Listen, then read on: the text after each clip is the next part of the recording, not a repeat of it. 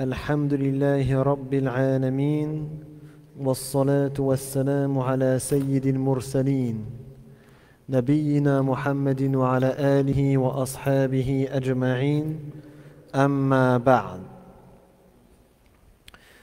فلا نزال في مدارستنا لكتاب الرسالة للإمام أبي محمد عبد الله ابن أبي زيد القيرواني رحمه الله تعالى وغفر له ونفعنا بعلومه في الدارين. وكنا وقفنا في آخر باب التيمم ورأينا وصفه وشروطه وما يتعلق به من مسائل، ونبدأ اليوم بمشيئة الله سبحانه وتعالى في باب المسح على الخفين. Donc on est toujours dans l'étude du livre Ar-Risala, l'épître de l'imam, l'éminent érudit Abu Muhammad Abdullah ibn Abi Zayd al-Qayrawani, le Malikite, puisse Allah lui faire miséricorde, ainsi que lui pardonner et nous rendre ses connaissances utiles dans cette vie d'ici-bas, ainsi que dans l'au-delà.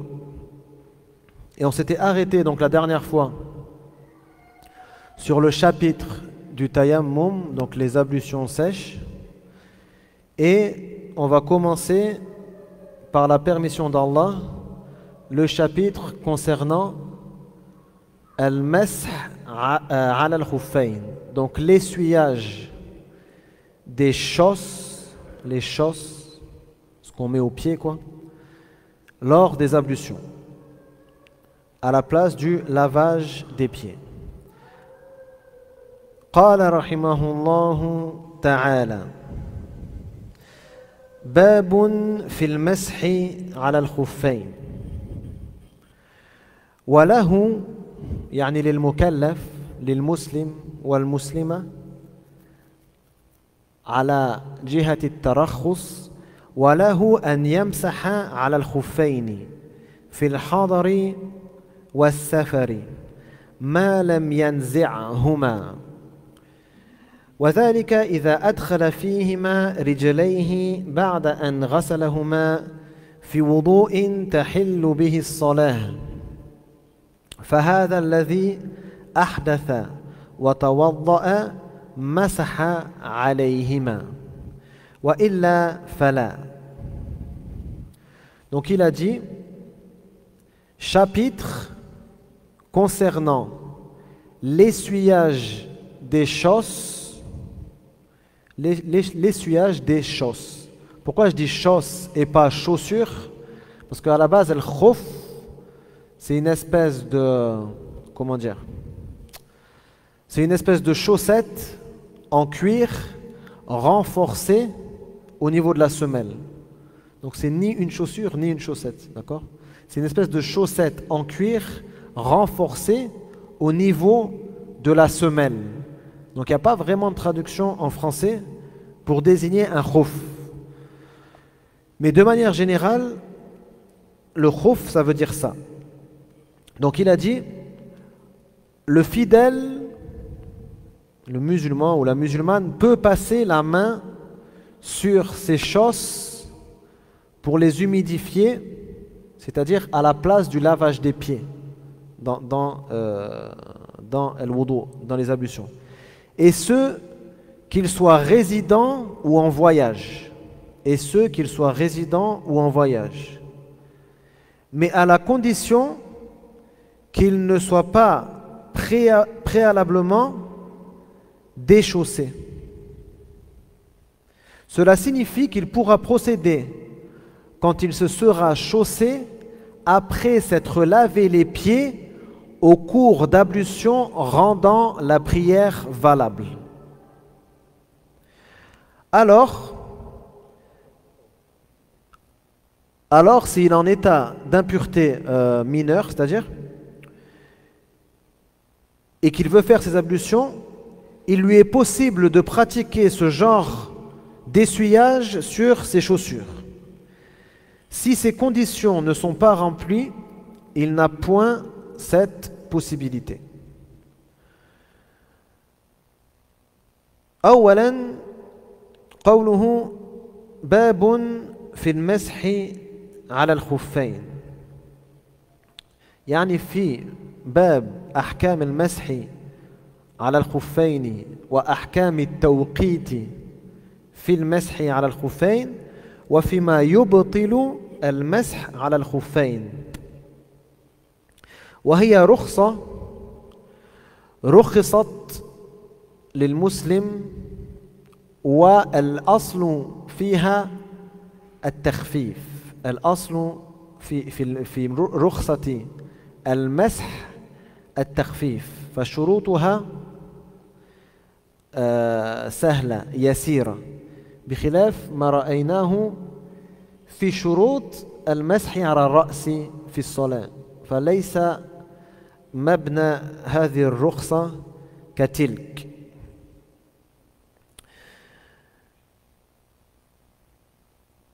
وله يعني ترخصا أن يمسح على الخف، فيجوز له أن يمسح على الخف، وعند المالكية الغسل أفضل من المسح. يعني على كل حال عند المالكية لو نزعت الخفين وغسلت رجليك فهو أولى وأفضل، بخلاف الشافعية.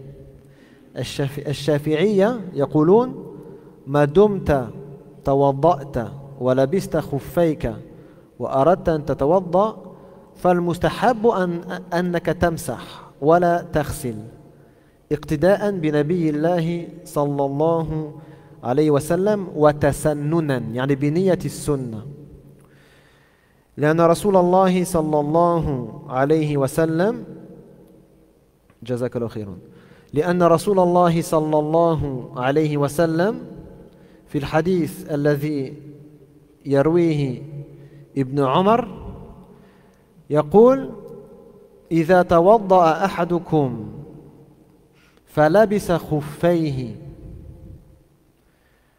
إذا توضأ أحدكم فلبس خفيه فليصلي فيهما وليمسح عليهما ولا ينزعهما إن شاء إلا من جنابه. فرسول الله صلى الله عليه وسلم في هذا الحديث يحث على عدم نزع الخفين وعلى الصلاة فيها إلا من جنابه. Donc, il a dit le chapitre concernant l'essuyage des chausses et donc ce qui va avec, c'est-à-dire la description de la façon de faire cet essuyage, ainsi que la temporalité. Donc, est-ce que c'est pendant une durée déterminée ou est-ce qu'il n'y a pas de durée, que c'est à l'infini tant qu'on ne les enlève pas? Et ce qui annule cette autorisation, ce qui annule cette dérogation. L'essuyage sur les chausses est différent de l'essuyage sur la tête lors des ablutions. On avait vu lorsqu'on avait fait l'essuyage de la tête lors des ablutions que chez les Malikites, ils étaient assez durs sur les obligations concernant l'essuyage de la tête, qu'il fallait absolument faire l'intégralité de la tête, que ce soit pour les hommes ou pour les femmes, etc., etc. En ce qui concerne l'essuyage des chausses, vu que c'est une dérogation, ils disent que la règle générale concernant l'essuyage des chausses, c'est que c'est rendu facile, la facilité. La règle générale, c'est que c'est facilité pour le musulman et la musulmane. Donc les règles qui le concernent ne sont pas aussi difficiles que l'essuyage de la tête lors des ablutions. Les Malikites considèrent que lorsqu'on a fait ces ablutions et donc qu'on a mis les khuf,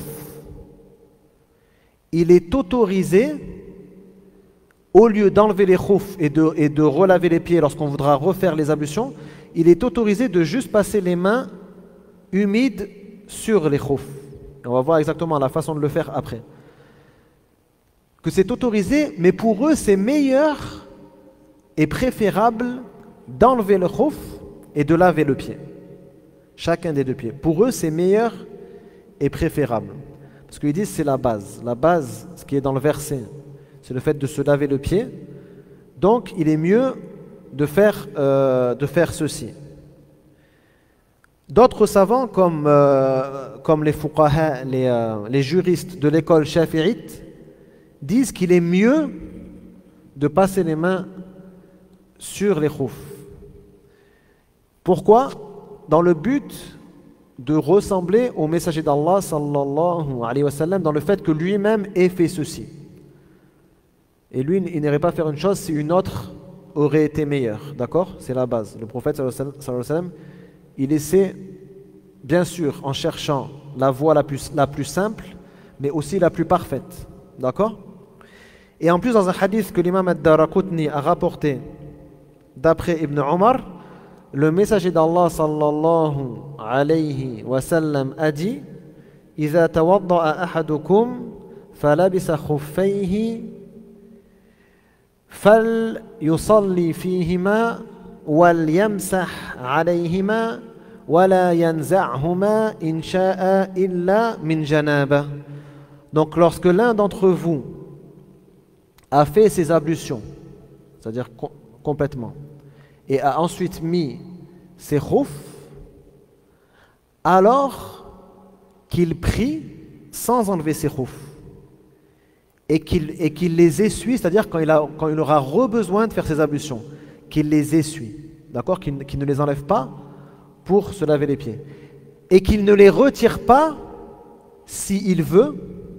Donc le prophète sallallahu alayhi wa sallam, il a dit: si tu veux, tu peux les enlever, ce n'est pas une obligation. S'il veut, sauf lorsqu'il est en état d'impureté majeure. D'accord? Donc dans ce cas-là, il va être obligé d'enlever pour pouvoir faire le ghusl, pouvoir se laver l'intégralité du corps.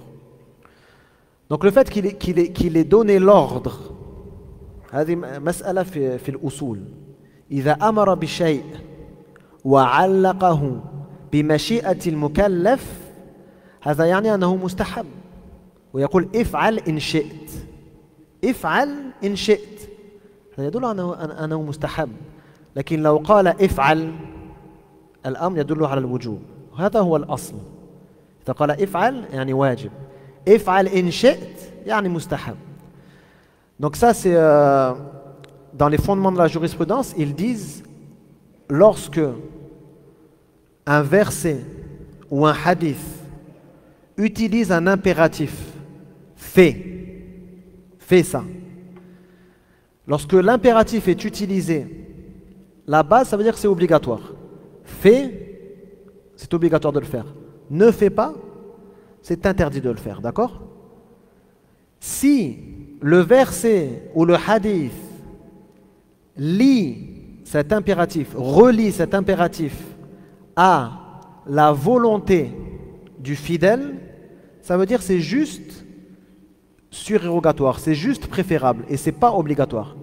Donc quand il dit fais ça si tu veux, fais ça si tu veux, ça veut dire que c'est juste préférable. Et dans ce hadith, c'est ça que le prophète sallallahu alayhi wa sallam, il a dit qu'il n'enlève pas ses khoufs s'il veut. D'accord? Donc ça veut dire que c'est préférable de garder les khoufs. Ça veut dire que c'est préférable de garder les khoufs. Il y a une question? سؤال؟ لا. طيب. على كل حال عند المالكية يستحبون النزع وغسل الرجلين أخذا بظاهر الآية. ومثل الخفين في الحكم الجرموق. الجرموق الذي هو يعني شيء يلبس على الحذاء، يغطي الحذاء عند البرد أو نحو ذلك. ويكون يعني لا يغطي الساق، يغطي الرجل فقط، يغطي الرجل فقط. وكذلك في حكمه الجورب، ولكن الجورب عند المالكية، الجورب الذي يصح أن يمسح عليه عند المالكية هو ما صنع من نحو قطن أو صوف وغطي بالجلد. عندهم الجورب يجب أن يكون مغطى بالجلد. أما هذا النوع من الجوارب عندهم لا يمسح عليه. Donc dans le même donc on a dit al-khouf, c'est quoi? C'est une chausse qui est en cuir dont la semelle a été renforcée. Ça c'est le khouf, d'accord? Le même jugement que le khouf chez les malikites, il y a ce qu'on appelle le jarmouq. Le jarmouq, c'est une chose qu'on met par-dessus les sandales ou par-dessus les chaussures dans le but de se réchauffer le pied et qui n'est pas montant. Le khouf, en général, la base dans le khouf, c'est qu'il monte au-dessus des chevilles et donc il arrive jusqu'au tibia, quoi. Alors que le jarmouq, non. Et dans le même jugement que al-khouf, il y a al-jawrab. Al-jawrab qu'on traduit en général par chaussette.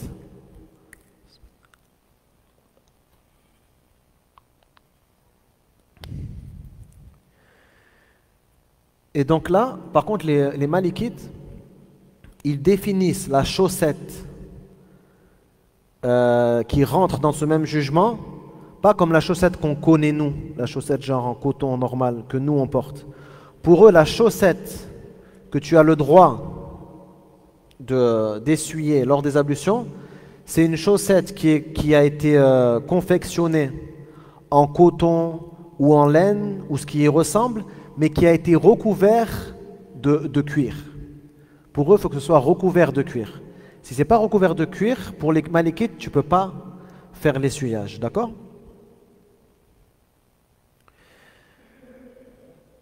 نعم. عند المالكية هذا النوع لا. لا عند المالكية لا.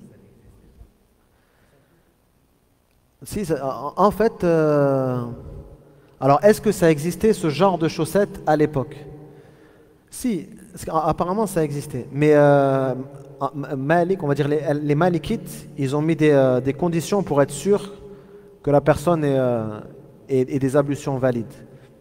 Mais il y a un hadith dans Sunan Abi Daoud qui mentionne que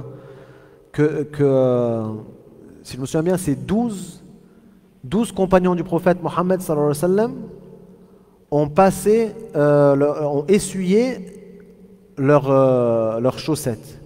Et des chaussettes, donc c'est mentionné que c'est des chaussettes confectionnées soit en laine, soit en coton, mais pas des chaussettes recouvertes de peau, d'accord?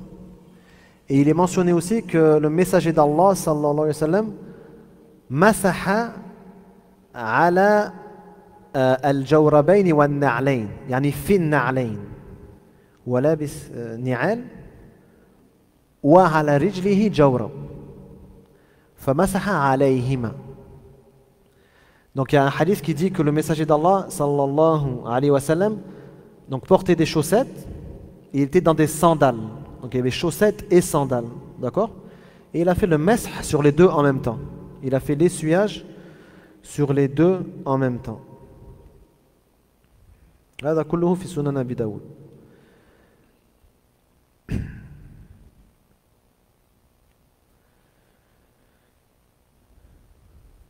هذه الرخصة عند المالكية وعند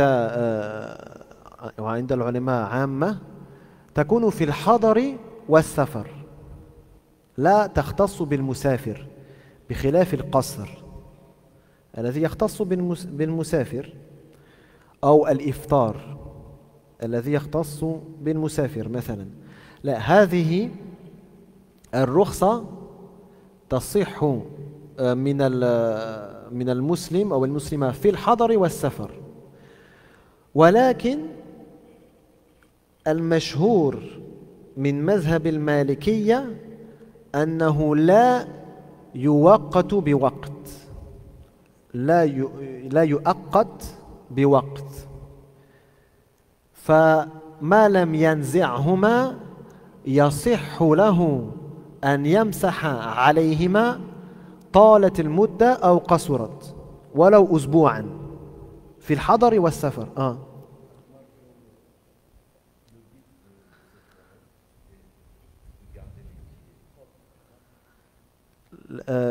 لا غالبا يكون من سبب البرد أو الحر نعم Non, à la base, c'est plus à cause de la chaleur ou du froid que cette autorisation a été donnée. Des fois, le sol est tellement chaud que ça peut être difficile de marcher soit pieds nus, soit en sandales et d'enlever à chaque fois. Et des fois, il fait tellement froid que si tu t'enlèves pour te laver les pieds, ça peut te rendre malade, quoi. À la base, c'est ça. Bah après, tu as l'obligation de te laver au moins une fois par semaine, si tu n'es pas en voyage. Donc là, ce que je disais en arabe, c'est que c'est une autorisation, c'est une dérogation qui concerne le résident et le voyageur. À la différence du raccourcissement de la prière, par exemple, qui est une dérogation qui ne concerne que le voyageur. D'accord ? Cette dérogation, elle concerne le voyageur et le résident. Mais, chez les Malikites, il n'y a pas de limite fixée dans le temps. C'est-à-dire que chez les Malikites, c'est le mashhour, c'est ce qu'on appelle, on va dire, c'est l'avis le plus fort chez les Malikites. C'est-à-dire à l'intérieur de l'école, il y a quand même une divergence sur cette question. Ils ne sont pas tous d'accord. Mais l'avis le plus connu, c'est que dans l'école, l'avis le plus connu dans l'école, c'est que tu n'as pas de limite de temps fixée.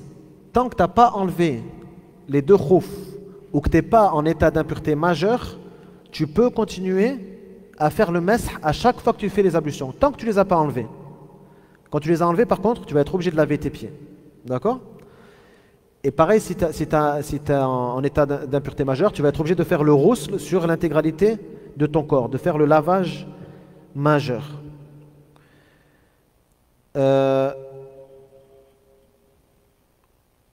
وكذلك رأي آخر في المذهب وقد ذكر عن مالك أن توقيته يوم وليلة للمقيم وثلاثة أيام ولياليها للمسافر وهذا ذكر عن مالك نفسه رحمه الله وهذا هذا ما ذكر في حديث رسول الله صلى الله عليه وسلم حيث إن عليا رضي الله عنه قال وقت رسول الله صلى الله عليه وسلم المسح على الخفين يوما وليلة للمقيم وثلاثة أيام ولياليها للمسافر وهذا حديث صحيح ولكن المشهور في المذهب أنه ليس له توقيت.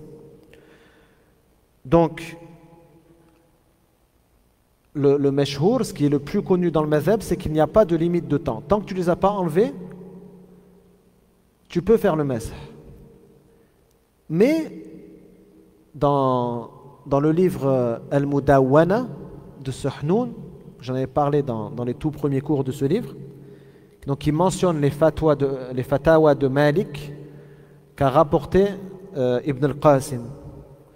Ibn al-Qasim, il rapporte que Malik lui-même a dit l'essuyage sur les khouf, c'est une nuit et un jour pour le résident, donc c'est-à-dire 24 heures, et 3 jours et leur nuit pour le voyageur.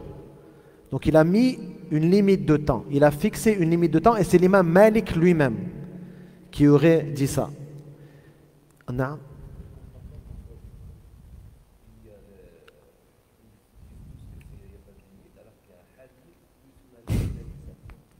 Non.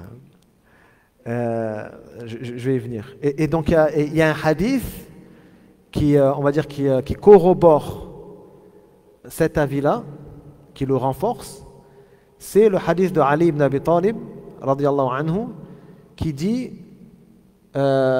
وقت أو جعل رسول الله صلى الله عليه وسلم المسح على الخفين يوما وليلة للمقيم وثلاثة أيام ولياليها للمسافر. Donc le messager d'Allah sallallahu alayhi wa sallam a fixé l'essuyage sur les chausses, a fixé la durée d'un jour et d'une nuit, donc 24 heures pour le résident, et de 3 jours ainsi que leur nuit pour le voyageur. Donc ça veut dire que ça devient invalide après cette durée, d'accord? Et donc ça renforce l'avis que Malik aurait mentionné dans Al-Mudawwana. Et donc là la question, pourquoi alors qu'il y a un hadith et en plus une parole de Malik, ils sont allés dire que le mashhour, l'avis le plus connu, c'est l'autre avis. En fait, il faut comprendre que l'imam Malik, rahimahullah, des fois il changeait d'avis. D'accord? Des fois il changeait d'avis. Et le fait de renforcer une parole ou une autre dans le madhhab, ça peut avoir plusieurs facteurs. Parmi les facteurs, ça peut être un hadith authentique. Donc ils vont choisir une des fatwas de Malik, parce qu'il y a un hadith, ils sont arrivés à une quasi-certitude qu'il est authentique, donc ils vont renforcer cette fatwa de l'imam Malik. Et ça peut être des fois le fait que de nombreux élèves très proches de Malik mentionnent le même avis. Et il y a un élève par exemple qui va sortir du lot. Donc on va douter, est-ce que c'était vraiment l'avis de Malik ou son propre avis à lui? D'accord? Par exemple, c'est un des facteurs. Il peut y avoir d'autres facteurs. Et là, en l'occurrence, il y en a plusieurs qui rapportent l'avis qu'il n'y a pas de durée déterminée, à la différence de ce que rapporte Ibn al-Qasim. À la différence de ce que rapporte Ibn al-Qasim. Non. Il y a une autre question? طيب. ما لم ينزعهما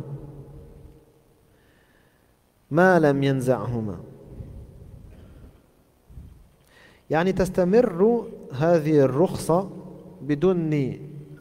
بدون معذرة توقيت على المشهور كما قلت لكم وعند أكثر أئمة المالكية. إن نزعهما عامدا وجب عليه إن كان على وضوء، مثلا هو على وضوء ومسح ثم نزعهما وما زال على الوضوء الذي مسح فيه، يجب أن يغسلهما على الفور ليستمر وضوءه صحيحا. إن أخر غسلهما إلى غاية ما يجف فيه الأعضاء في الجو المعتدل، يعني مثلا دقيقتين 3 بالكثير، بطل وضوءه. طيب إن كان ناسيا وجب عليه غسلهما عند التذكر، وإن كان عاجزا وجب عليه غسلهما عند القدرة إن لم تطل المدة. إن طالت المدة بطل وضوءه أيضا. Donc, vu qu'ils n'ont pas défini de limite de temps, ils ont dit, si par exemple quelqu'un a fait ses ablutions, a mis après al-khouf, ensuite il a rompu ses ablutions et il a refait les ablutions en passant ses mains, en essuyant et tout, et qu'ensuite il vient à enlever al-khouf, alors qu'il est encore en état d'ablution. C'est-à-dire il est encore en état d'ablution après avoir passé les mains dessus. Pas de ses premières ablutions. Une ablution qu'il a refaite, d'accord? Donc sa première ablution, il l'avait rompue. il avait refait les ablutions, il avait passé ses mains sur le khouf, et là, il enlève ses khoufs, pour une raison ou une autre. Pour que cette deuxième ablution reste valide, il doit absolument laver ses pieds directement, au plus vite. Ils ont dit, quelle est la limite pour définir quand est-ce que c'est valide ou invalide? Ils ont dit, la limite de temps qu'il faudrait pour un membre, qu'il faudrait à un membre pour qu'il sèche dans un climat tempéré. Donc, par exemple, je me suis mouillé le bras dans un climat tempéré, genre 25 degrés. Il faut à peu près combien de temps pour que mon bras commence à sécher? On va dire 2 minutes, un truc comme ça. Si j'ai attendu ce temps-là, après avoir enlevé mes khoufs, sans m'être lavé les pieds, mes ablutions deviennent invalides, je serai obligé de refaire toutes les ablutions du début. D'accord? Si j'ai oublié, j'avais mes ablutions, et là, je sais pas, j'ai enlevé mes khoufs, mais j'ai oublié que je devais faire me laver les pieds afin que mes ablutions restent valides. Ils ont dit là, c'est pas grave, même si ça dure longtemps, dès que tu te souviens, si tu les laves, c'est bon, tes ablutions sont valides. Si j'avais pas la capacité de me laver les pieds au moment où j'ai enlevé les khoufs, ils ont dit tu le fais dès que tu peux, si ça prend pas trop de temps. Si par contre ça fait genre une demi-heure que tu les as enlevés tout, khalas, tu seras obligé de recommencer du début. D'accord? Donc ils ont fait la différence entre celui qui a la capacité, il doit le faire rapidement, en moins de 2 minutes. Celui qui a oublié, il doit le faire dès qu'il se souvient. Celui qui n'a pas la capacité, il doit le faire dès qu'il en a la capacité, mais si la durée est trop longue, il doit recommencer forcément depuis le début. D'accord? C'est clair? Non. Non? للمسح شروط في الممسوح الذي هو الخف وشروط في الماسح. أما شروط الممسوح فهي أن يكون مصنوعا من الجلد، فلا يكفي أن يكون مثلا من القطن فقط أو من الصوف فقط، يجب أن يكون فيه جلد. نعم سكاي نعم أنا رأيي à mon avis, alors là, donc j'ai dit quelles sont les conditions, pour remettre pour ceux qui parlent que le français, quelles sont les conditions de l'essuyage sur les chausses. Il y a des conditions qui concernent les chausses elles-mêmes et des conditions qui concernent l'essuyeur, celui qui essuie, d'accord? Première condition de la chausse, du khouf, c'est qu'elle soit en cuir. Ils ont dit, il faut absolument qu'elle soit en cuir. Peu importe qu'il y ait du coton à l'intérieur ou pas, mais il faut qu'elle soit en cuir, d'accord? Et là, il m'a demandé, ouais, mais les trucs qui ressemblent, le cuir artificiel. Sky, comment on dit, je sais pas, c'est ça? Le sky? Le cuir artificiel.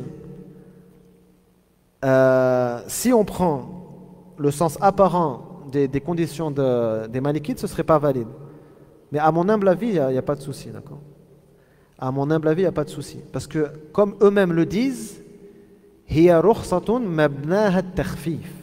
À la base, c'est une dérogation qui est construite sur la facilitation. Donc, si tu rentres dans les conditions, même si ce n'est pas exactement les mêmes conditions, Inch'Allah, il n'y a pas de souci. Après, ce n'est pas l'avis des Malikites, c'est mon avis à moi. D'accord? Ça, c'est mon avis à moi. Non. Hein? Je crois qu'il y en a qui sont. C'est trouvable, hein, c'est trouvable en vrai cuir.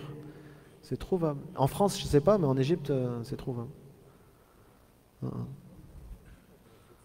Non. Non, il y en a en sky, il y en a en vrai cuir. Moi, je sais qu'en Égypte, c'est trouvable. C'est pas le même prix, forcément. C'est pas le même prix.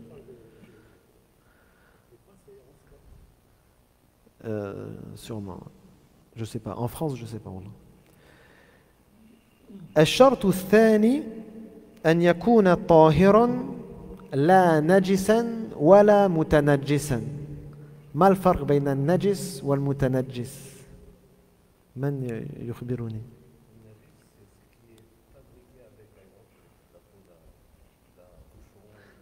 نعم صحيح, c'est ça, exactement.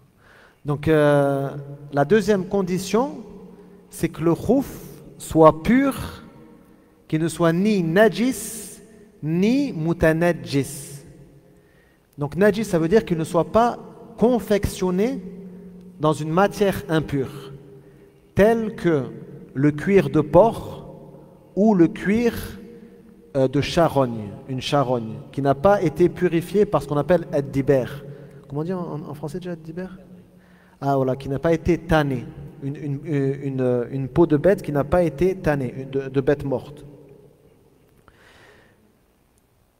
Non. Et donc il faut que le khouf soit pur et pas mutanajjis, ni najis, donc ni construit d'une matière impure, ni mutanajjis. Ça veut dire qu'il n'y ait pas d'impureté sur lui. S'il y a une impureté, tu es obligé de la laver avant de faire l'essuyage. الشرط الثالث أن يكون مخروزا لا مما لصق بنحو رصراص. الرصاص يعني الأزرار التي مثلا هو لو قفل بأزرار، نعم، مثل أزرار القميص مثلا، نعم، فهذا عندهم لا يصح. يجب أن يكون مخروزا يعني مخيطا بحيث يلبس وهو مخيط هكذا، لا مما يكون مفتوحا فيقفل بالنحو أزرار أو رصراص. Donc la troisième condition pour eux, c'est qu'il soit... Pardon? La fermeture éclair?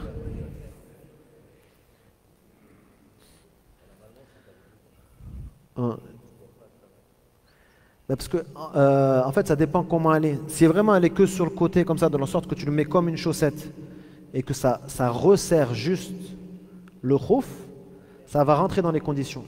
Et par contre si c'est quelque chose de complètement ouvert qui se referme comme ça par une fermeture éclair, là ce ne sera pas dans les conditions. Ça dépend comment elle est placée. Non. Donc la troisième condition c'est quoi? C'est qu'il soit cousu de façon à qu'on le mette directement. Pas qu'il soit ouvert et qu'il se referme par des boutons ou des genres de boutons, d'accord? Comme le bouton d'un kramis. À l'époque, il faisait des khoufs comme ça. Pourquoi? Parce qu'en vérité, il va toujours être, ce genre-là va toujours être ouvert selon le mouvement que tu fais. Il ne va jamais être complètement fermé, d'accord? Alors que celui qui est cousu de façon à ressembler à une chaussette en vérité, ou à une chaussure, celui-là, il va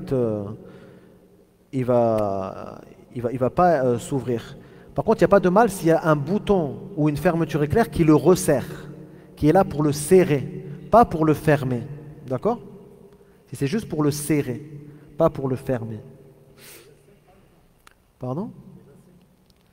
Ou un lacet. Un lacet. Non.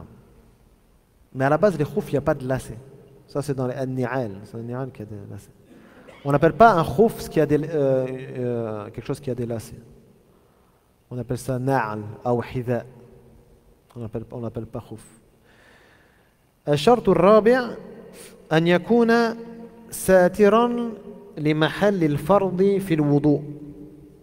يعني يجب أن يستر من أطراف الأصابع إلى ما فوق الكعبين. الذي يجب أن تغسله أثناء الوضوء. يجب أن يستر كل ذلك. Donc la condition suivante, il faut que le khouf recouvre l'intégralité de la partie qu'on doit obligatoirement laver dans les ablutions. C'est-à-dire du bout des orteils jusqu'à au-dessus des chevilles. D'accord? S'il est en dessous des chevilles, t'as pas le droit, t'as pas le droit de passer tes mains au-dessus. Il faut absolument qu'il soit au-dessus des chevilles.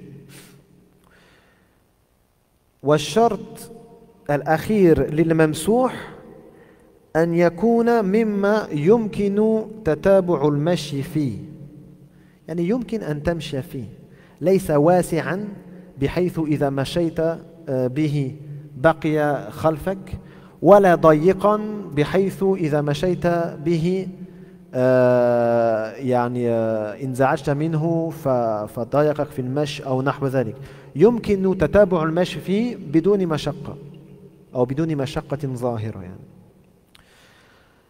وإلا فلا يجوز المسح عليه. Donc la dernière condition concernant la chausse elle-même, c'est le fait qu'on puisse marcher sans grande difficulté dedans. Donc par exemple, s'il est très large, de façon que tu vas faire 3-4 pas, il va rester derrière toi, tu vas être obligé de le remettre, tu vas encore, tu vois, bien sûr ça ne va pas être valide. Et aussi s'il est très étroit, dans le sens que ça va te faire mal et qui va peut-être même se déchirer alors que tu marches avec, c'est aussi pas valide de faire l'essuyage dessus. Il faut que tu puisses marcher avec sans grande difficulté. Non.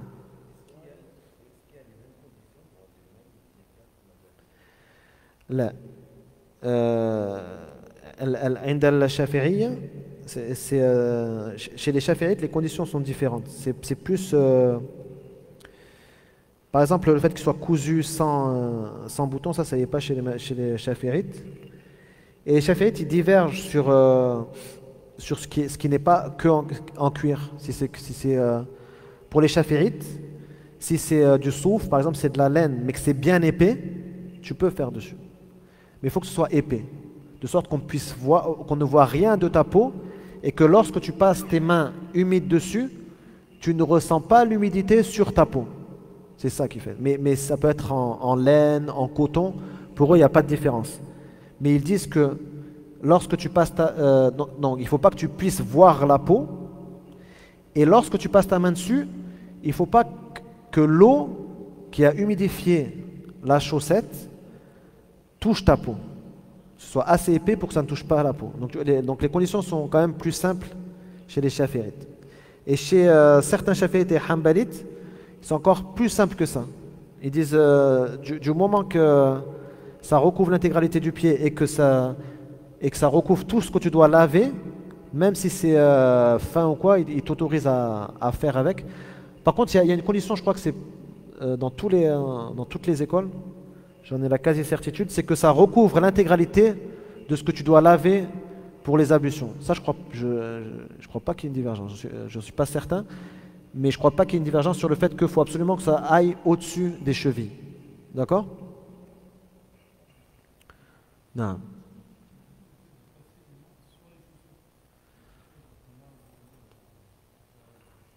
Tu me demandes mon avis ou l'avis des Malikites? Pour eux, pour eux, ça va pas être valide. Sauf si elle est, en cuir et que c'est une chaussure montante. Ça, c'est pour les Malikites. Après, selon l'avis, on va dire, qui facilite, qui voit vraiment que c'est une dérogation qui a le but de faciliter à la personne quand elle a froid et tout, ils vont te dire du moment que par exemple si tu as des baskets, on va dire des baskets normales, en général elles ne sont pas montantes, d'accord, elles sont sous la cheville. Si tu as mis des chaussettes avant de les mettre alors que tu étais en état d'ablution et que tu as mis aussi les baskets dans ce même état d'ablution, après tu peux passer sur les deux en même temps. Tu peux passer sur les deux en même temps et prier. Après par contre tu prieras dans la basket. Il ne faut pas que tu enlèves les baskets. Tu pries avec les baskets. Parce que si tu les enlèves, tu vas être obligé aussi d'enlever les chaussettes et de laver les pieds. C'est tout. Ça, c'est vraiment l'avis qui facilite le plus. Et les preuves, tu vois, quand tu regardes les preuves, il y a ces conditions que les écoles ont citées. Il n'y a pas de preuve claire à la plupart de ces conditions-là. C'est juste qu'ils ont voulu rétrécir le truc pour éviter qu'une personne fasse des œuvres invalides. Parce qu'il voit qu'en fait, il y a deux philosophies chez les savants concernant les dérogations. Il y a la philosophie qui dit la base dans une dérogation, c'est la facilité. Donc on va faciliter au maximum. Du moment qu'il n'y a pas de preuve qu'il y a une condition précise qui t'empêche de faire ceci ou cela. Et il y en a qui vont te dire non, on va essayer de se limiter au sens apparent des textes pour pas autoriser quelque chose qui en vérité rendra l'œuvre invalide. Donc par exemple chez les Malikites, voilà, ils sont plutôt dans la deuxième philosophie.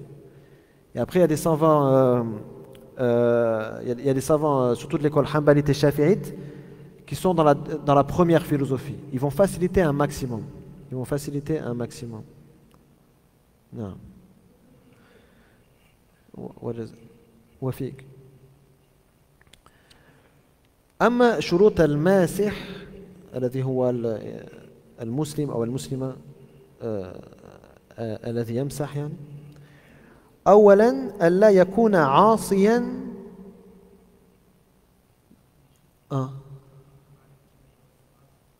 رصراص يعني الأزرار التي يقفل بها مثلا هذا قد يطلق عليه رصراص هو يعني كانه نوع رصراص مثلا نعم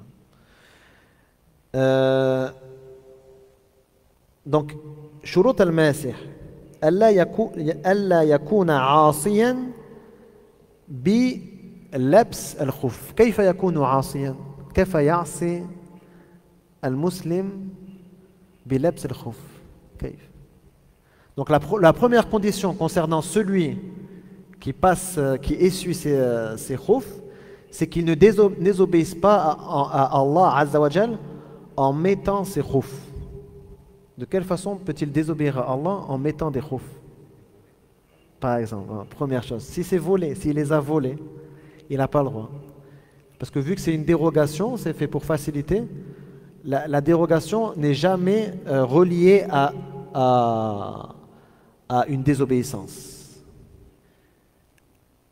الرخصة لا تناط بالمعصية هذه القاعدة متفق عليها بين المالكية والشافعية أن الرخص لا تناط بالمعاصي donc les dérogations ne sont pas liées aux désobéissances. Tu peux pas, comme on avait dit pour celui qui part en voyage par exemple pour aller acheter de la drogue, il n'a pas le droit de raccourcir la prière, d'accord?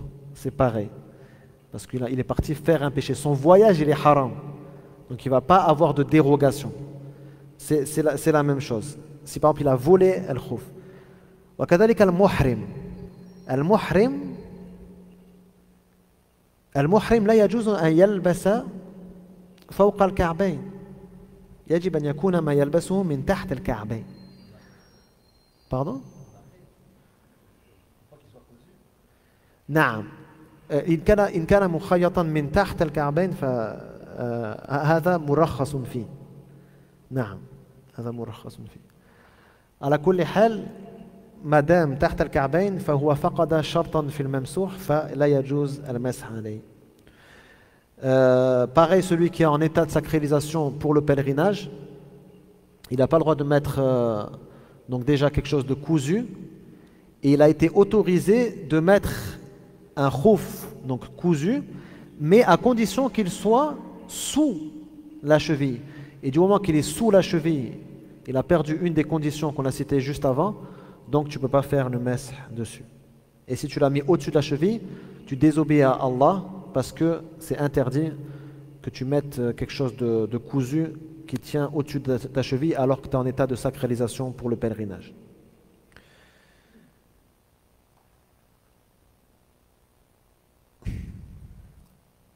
شرط آخر ألا يكون مترفها بلبسه يعني يجب أن يلبسه لعلة مشروعة كاتقاء البرد أو اتقاء الحر أو اقتداء برسول الله صلى الله عليه وسلم مثلا. أما إن لبس لأنه يستحسن مثلا فلا يبيح له ذلك أن يمسح عليه. Donc une autre condition, le fait qu'il ait une intention valable lorsqu'il met le khouf. Pour les malikites, il faut absolument que tu aies un objectif valable religieusement, comme le fait de te protéger du froid, te protéger de la chaleur, ou vouloir suivre le messager d'Allah sallallahu alayhi wa sallam. Par contre, si tu le mets juste parce que ouais, tu l'aimes bien, tu trouves ça beau, pour eux, ça ne t'autorise pas à faire l'essuyage sur les khoufs. شرط آخر أن يلبسه على طهارة مائية كاملة. أن يلبسه على طهارة مائية كاملة. هنا في هذه النسخة السقط كبير، لذلك الكلام غير مفهوم. فيجب أن يكون قد توضأ بالماء كاملا، فلا يصح مثلا أن يتطهر بماء ويكمل بالتيمم كما هو في بعض المذاهب. يصح ذلك أنك مثلا أنت محروق هنا فتتوضأ في كل ما تستطيع ثم تكمل بالتيمم للجزء الذي لم يمسح لم يغسل، فهذا لا يتيح لهم أن يمسحوا على أخفافهم. من فعل ذلك لا يباح له أن يمسح على خفه. ويجب أن تكون هذه الطهارة المائية الكاملة حسية ومعنوية. مصطفى أذن يا أخي أذن. بسم الله. فيجب أن يكون هذا الماسح تطهر طهارة مائية كاملة، يعني تطهر بالماء طهارة كاملة حسا ومعنى. حسا مثل ما مثلت لكم، يعني لا يكون جزء من التطهر بالتيمم والجزء الآخر بالوضوء. ومعنى بمعنى أن تكون هذه الطهارة المائية قد نوى بها استباحة الصلاة، قد نوى بها ما يستباح به الصلاة، ما يمكنك من أن تصلي صلاة صحيحة وتمس المصحف وتطوف ونحو ذلك. طيب، أما إن نوى التبرد فقط مثلا فلا يجوز له أن يمسح على الخف في الوضوء الذي بعده. Donc la dernière condition, il faut que avant qu'il mette le khuf, il faut qu'il ait fait ses ablutions avec de l'eau intégralement. Pourquoi on dit intégralement? Parce que dans certaines écoles, par exemple, si tu as l'avant-bras gauche brûlé, tu peux faire les ablutions sur tout le reste des membres, et pour la partie qui n'a pas été lavée du bras gauche, tu vas juste faire le tayammum, parce qu'il te manque le fait de laver ça. Donc tu vas faire al-wudu, mais tu ne vas pas laver cette partie, et tu vas finir par le tayammum pour la partie, cette partie. Dans ce cas-là, chez les malikites, tu n'as pas le droit après, pour le wudu d'après, de passer sur al-khuffayn. D'accord? Tu n'auras pas le droit. Tu vas être obligé de laver les pieds. Et pour eux aussi, il faut que tu aies fait ces ablutions, donc avec de l'eau, avec, pareil, un objectif valide, avec une intention valide.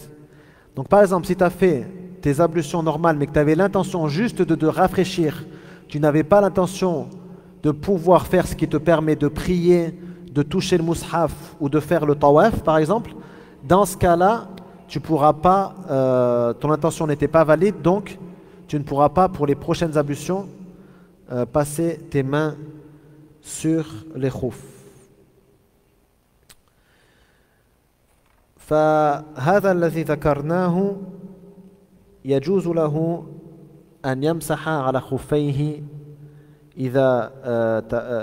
إذا استوفى الشروط كلها في الممسوح والماسح وألا يخلع الخفين إلا من جنابة فإن أصابته جنابة وجب عليه نزعهما والاغتسال الكامل. Donc cette personne que l'on a mentionnée, si elle respecte toutes les conditions citées, elle pourra donc, après avoir mis le khouf, à chaque fois qu'elle refait les ablutions, juste essuyer le khouf et elle n'aura pas à les enlever, donc chez les malikites, sauf si elle est en état de janaba, d'impureté majeure. Par exemple, après un rapport conjugal, il va être obligé de l'enlever et de faire forcément al-ghusl al-shar'i, le lavage majeur. D'accord? Sinon, eux, les malikites ne limitent pas ceci par une durée fixe, par une durée de temps fixe. C'est juste al-janaba qui force à enlever al-khuffayn. ونكتفي بهذا القدر سبحانك اللهم وبحمدك أشهد أن لا إله إلا أنت أستغفرك وأتوب إليك اللهم علمنا ما ينفعنا وانفعنا بما علمتنا وزدنا علما اللهم اغفر لنا ذنوبنا وكفر عنا سيئاتنا وتوفنا مع الأبرار ربنا يا مقلب القلوب ثبت قلوبنا على دينك يا مصرف القلوب صرف قلوبنا إلى طاعتك اللهم نج إخواننا وأخواتنا المستضعفين في فلسطين وفي كل مكان اللهم نجهم من عدوان الظالمين اللهم أطعمهم واسقهم وانصرهم يا رب العالمين واشف مرضاهم وداو جرحاهم وارحم موتاهم وتقبل شهداءهم وصل وسلم على نبينا محمد وعلى آله وصحبه